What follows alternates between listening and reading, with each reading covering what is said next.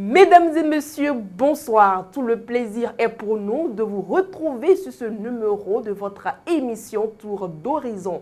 Dans le bulletin d'information, la Chambre de commerce et d'industrie du Bénin a ouvert le lundi 17 octobre 2022 à Cotonou une mission économique et commerciale néerlandaise réunissant les opérateurs économiques du Pays-Bas et du Bénin. Cette nouvelle coopération bilatérale entre le Bénin et les Pays-Bas permettra de contribuer au développement économique du Bénin et de renforcer les échanges commerciaux.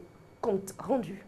Une nouvelle ère de coopération bilatérale s'ouvre entre les Pays-Bas et le Bénin. La preuve en est donnée à travers la 3e mission commerciale entre les entreprises néerlandaises et la Chambre de commerce et d'industrie du Bénin, CCI Bénin. Une mission ouverte ce lundi 17 octobre 2022 à Cotonou.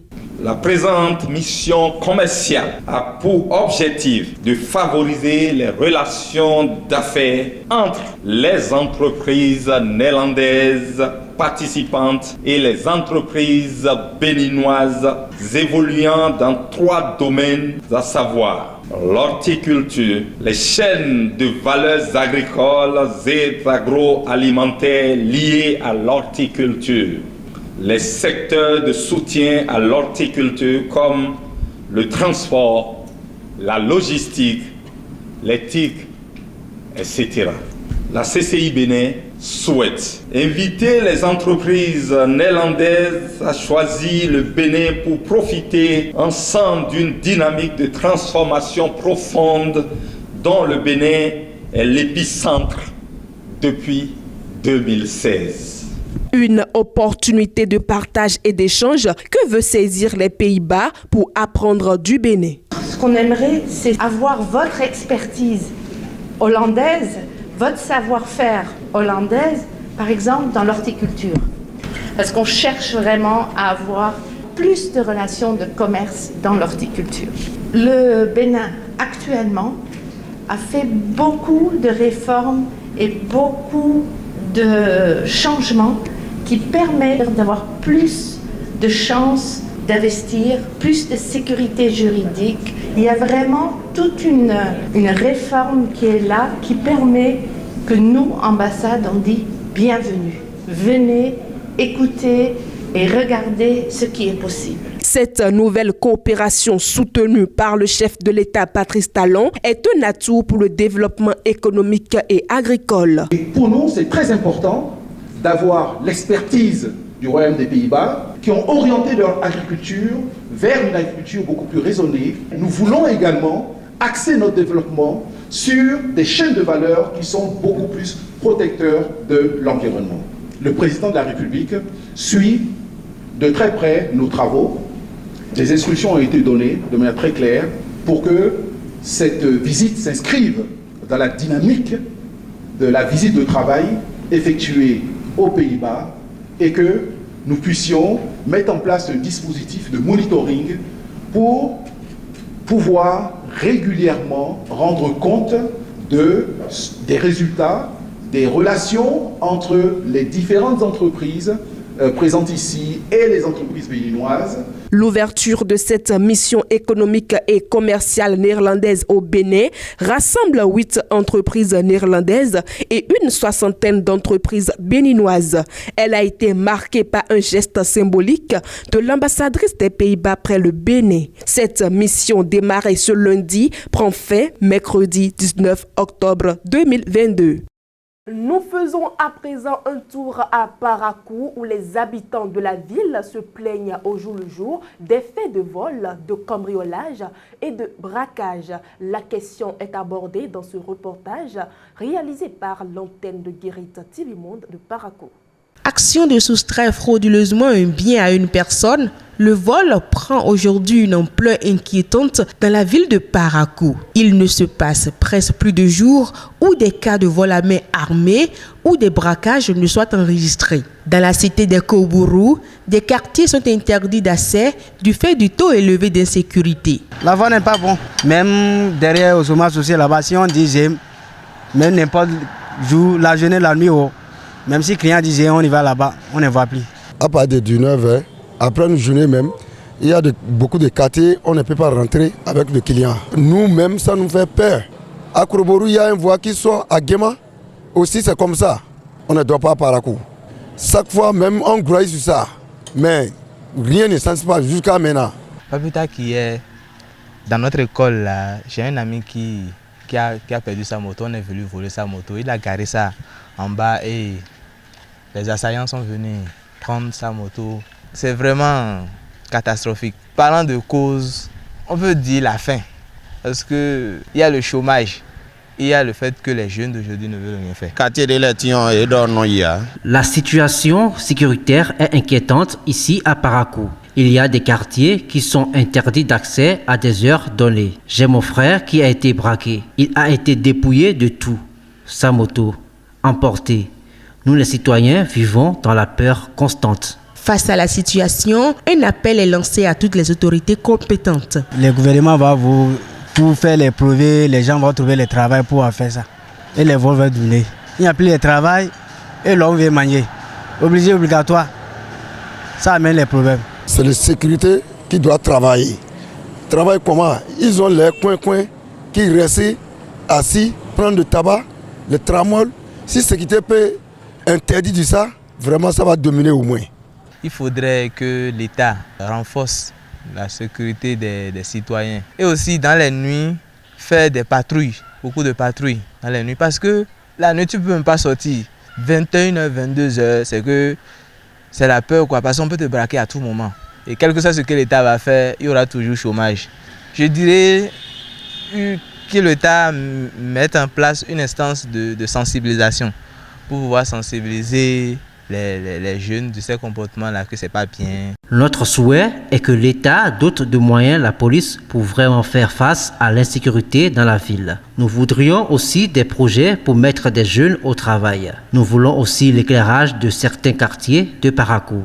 Pour que ces appels lancés aux autorités ne soient pas vains, il urge que des mesures de sécurité soient renforcées dans la 3e ville à statut particulier du Bénin. C'est la fin de cette première rubrique de votre émission Tour d'Horizon. La suite, c'est après cette pause. Vous recherchez une eau minérale de qualité supérieure, un seul nom, Happy Water. Avec Happy Water, découvrez le plaisir de boire, la joie d'étancher votre soif. En vente à 1000 francs CFA le pack, aux établissements altruistes 6 à Porto Novo, Pau-Belle-Gare, rue de la CNSS. Entrez dans le circuit de vente de l'eau minérale Happy Water en nous contactant au 00229 52 38 36 52. Happy Water, la source de vie.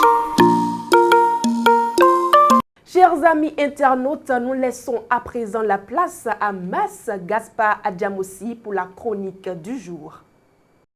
CNHU Hubert Koutoukou Maga de Cotonou. Des cas de décès qui interpellent. Depuis le week-end dernier, l'annonce de la mort de certains patients au niveau du centre hospitalier universitaire Hubert Koutoukou Maga de Cotonou sème un véritable émoi au sein de la population. L'émotion est vive et les récriminations sont multiples et multiformes. Pour le commun des Béninois, l'explication la plus évidente, celle que presque tout le monde corrobore, est la coupure d'électricité qui serait la cause de ces décès.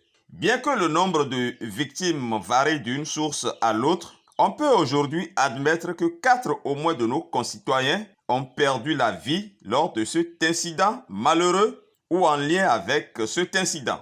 Les explications du directeur général du CNHU, le communiqué du ministre de la Santé et la réaction du président Talon n'ont pas encore calmé les Béninois qui dénoncent, accusent, s'indignent et s'interrogent. Les qualifications de mouroir, de couloir de la mort et bien d'autres titres négatifs dont les Béninois affublaient cet hôpital qui devrait être l'hôpital de référence au plan national sont à nouveau remis au goût du jour. Sans pour autant tirer des conclusions hâtives, ni désigner à la va-vite des coupables ou des responsables, nous devons admettre qu'il y a beaucoup de choses à revoir au niveau de nos hôpitaux.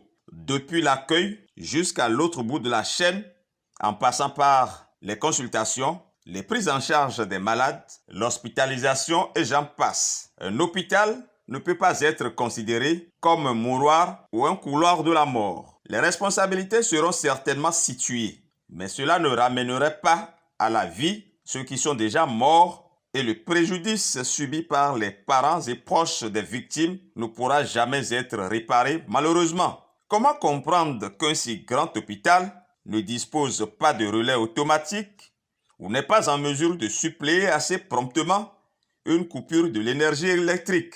Au-delà des défaillances qui peuvent être dues à des erreurs ou à de la négligence humaine, c'est tout le système sanitaire de notre pays qui a besoin d'être repensé. La qualité des praticiens, le plateau technique, la motivation du personnel.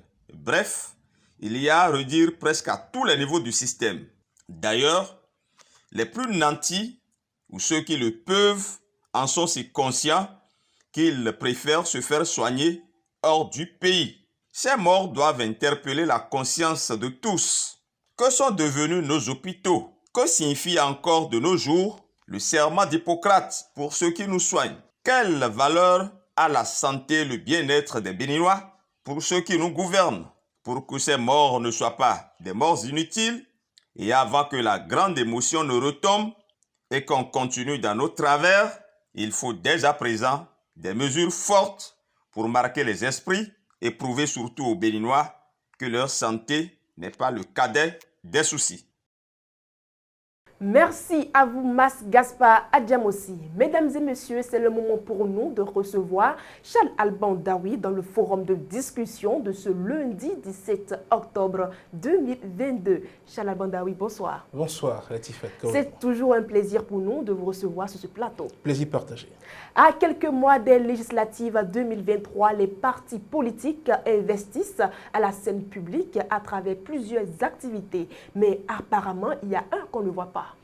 Oui, Foscori pour le développement du Bénin, FCDB, présidé par le professeur Soumanou Toleba, c'est un parti politique qui se réclame de l'opposition constructive pour reprendre les thèmes de celui-là même qui l'a fondé, le professeur Soumanou Toleba. Il faut dire que ce parti créé depuis 2018 ne se fait pas voir par ces temps-ci. On ne comprend pas ce qui se passe. Vous savez, quand on est parti politique en République du Bénin, il faut se conformer aux dispositions de la charte des partis politiques. Et l'une des dispositions de la charte des partis politiques fait donc obligation aux partis d'animer la vie publique et d'animer le paysage politique à travers diverses activités. Mais il se fait que là, c'est le silence total. Et il faut rappeler, l'animation dont il est question, ce n'est pas une animation clandestine, parce que quand un parti politique a reçu l'autorisation de l'État pour exister, ce parti-là est censé animer la vie politique de façon publique. Et donc, on ne peut pas accepter, par exemple, qu'on sorte des arguments selon lesquels le parti anime la vie politique à travers des stratégies qui sont propres à elle. On ne voit pas les déclarations, les activités, que ce soit dans les médias conventionnels, sur les réseaux sociaux ou bien dans les médias en ligne. Concrètement, on se demande qu'est-ce qui ne va pas de l'autre côté. Nous avons entendu que des partis politiques ont déclaré leur intention d'aller aux élections législatives, quand bien même ces partis-là sont jugés partis très peu représentatifs. Mais qu'est-ce qui se passe de l'autre côté pour que l'on assiste à ce silence total?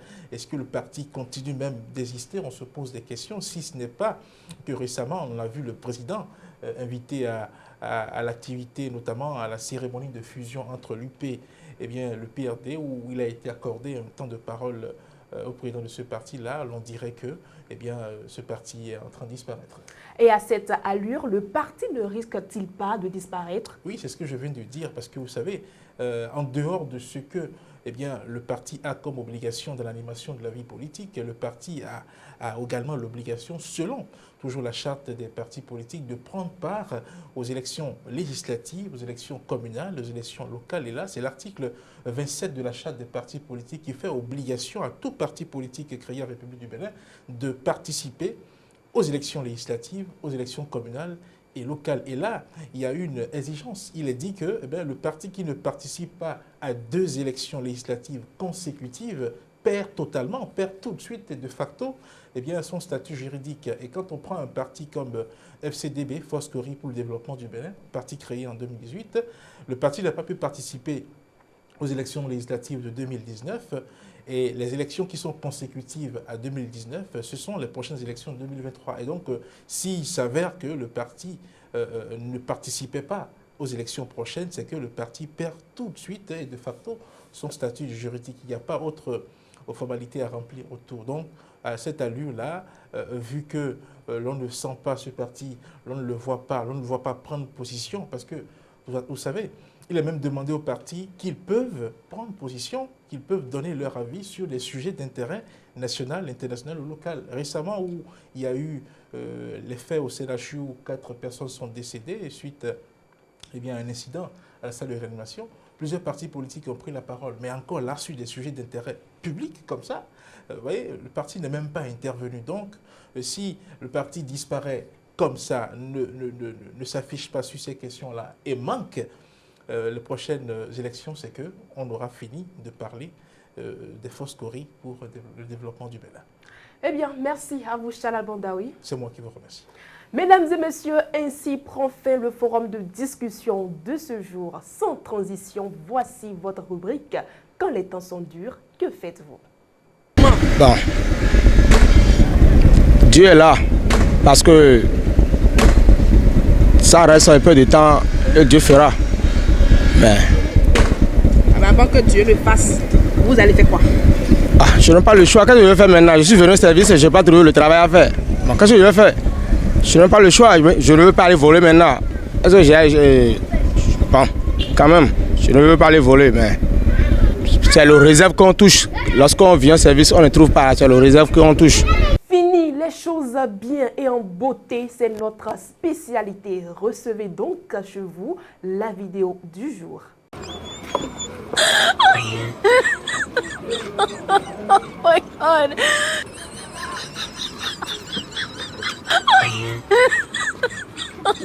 Oh my God. Chers amis internautes de Guérit TV Monde, c'est terminé pour aujourd'hui. On se donne rendez-vous demain. Au revoir.